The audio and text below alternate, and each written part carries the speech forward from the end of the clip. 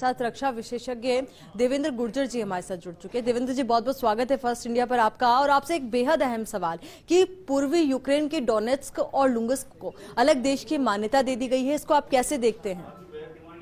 जी देखिए, सबसे पहले तो मैं इस बदलते हुए परिप्रेक्ष्य में कहना चाहूंगा कि स्थिति बड़ी गंभीर है अंतर्राष्ट्रीय कम्युनिटी के लिए। लेकिन इसके साथ साथ जैसा हम जानते हैं कि हर देश के अपने एजेंडाज होते हैं जो उसके देश के हित में होते हैं। और उस नजरिए से अगर मैं देखूं कि अमेरिका ने सेकेंड वर्ल्ड वॉर के बाद जिस प्रकार यूएसएसआर का 15 देशों में बंटवारा कर दिया था 1991 में, तो ये कहीं कहीं उसी से जुड़ी हुई स्थिति है। आज रूस अपने आप को मजबूत और ताकतवर समझते हुए स्थिति मजबूत करने के बाद उसने फैसला लिया है।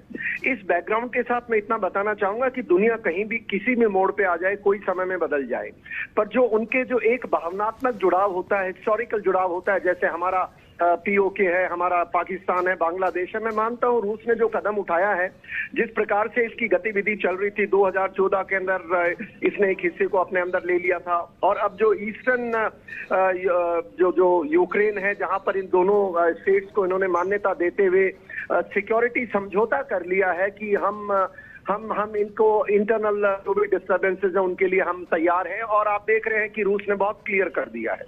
अब यहाँ दो तीन चीजें बातें उभर के आती हैं। लोग कहते हैं nuclear war, international war, world war. मैं नहीं मानता कोई ऐसी स्थिति आएगी, क्योंकि जिस स्थिति में आज रूस है वो टेक्नोलॉजी के मार्फत और अपनी फाइनेंसेस जो भी है उसने बहुत क्लियर कर दिया कि मैं इस विषय पे कोई समझौता नहीं करूंगा, सैंक्शंस लगाओ। और ये अमेरिका वर्सेस रूस की लड़ाई है।